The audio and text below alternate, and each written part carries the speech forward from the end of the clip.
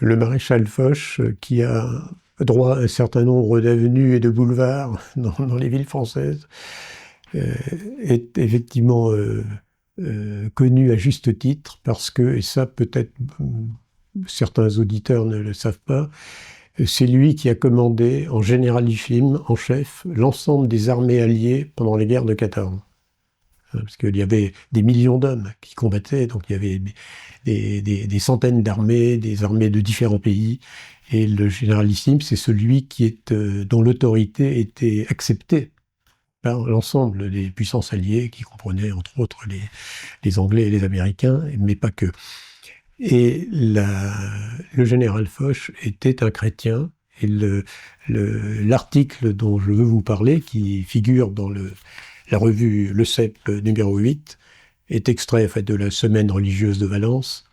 Et c'est un article intéressant parce que la guerre de 14 a été un moment charnière, et la société d'avant 14 était une société vraiment marquée par l'anticléricalisme et le scientisme.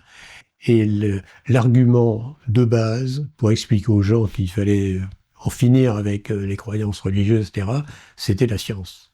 C'était que à partir du moment où on s'attachait à la science, à la connaissance, au savoir, etc., on ne pouvait plus croire à toutes ces vieilleries que racontaient évidemment les curés.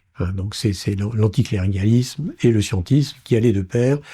Et ce qui est intéressant dans le cas de Foch, c'est que lui, qui n'était pas, qui était un provincial, qui a fait des études en province, qui a d'ailleurs été en classe de seconde dans un petit séminaire, à la remise des prix, à la fin de l'année, le recteur du séminaire a eu une phrase prophétique, et il a dit le général, qui sait s'il ne sortira pas de cette enceinte, le général illustre, qui écrira à sa mère ce magnifique bulletin de victoire, ma mère, l'Alsace et la Lorraine sont à nous. Alors cette phrase est intéressante parce qu'elle montre bien l'esprit revanchard qu'il y avait dans la France de l'époque, et l'importance évidemment que tout le monde attachait à une victoire militaire contre l'Allemagne. Et donc, il est important de comprendre que le fait d'être chrétien chez Foch n'était pas une sorte de conviction personnelle qui faisait qu'il allait à la messe et qu'il disait sa prière, etc., mais a été quelque chose qui a marqué tout son personnage, qui était connu de tous. Et il allait, il allait se recueillir à l'église alors qu'il était chef d'état-major tous les jours, tout seul.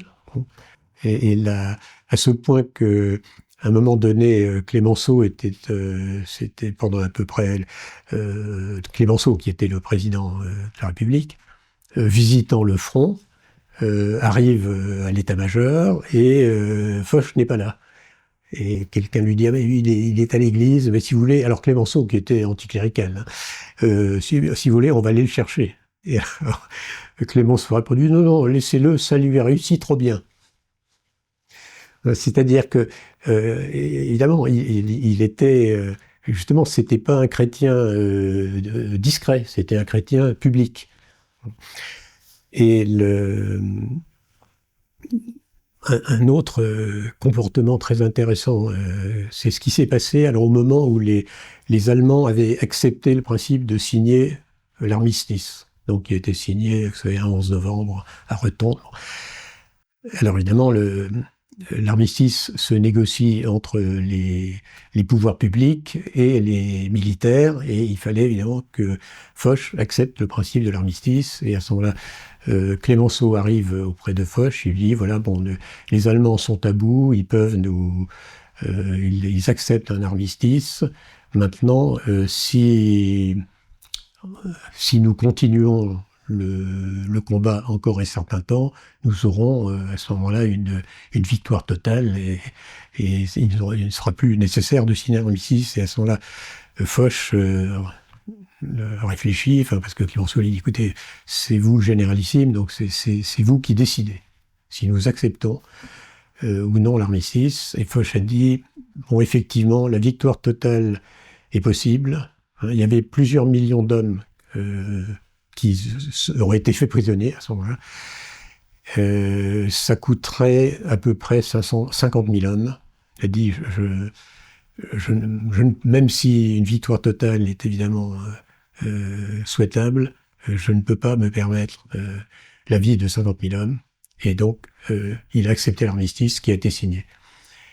Donc c'est aussi intéressant parce que ça veut dire que ça n'est pas sa gloire personnelle qu'il recherchait, mais il avait évidemment voulu finalement que la guerre soit gagnée. L'objectif, c'était la victoire, mais pas à n'importe quel prix. Et ça, c'est aussi une leçon très importante, et c'est la leçon de Foch chrétien, qui est le titre de cet article tout à fait passionnant.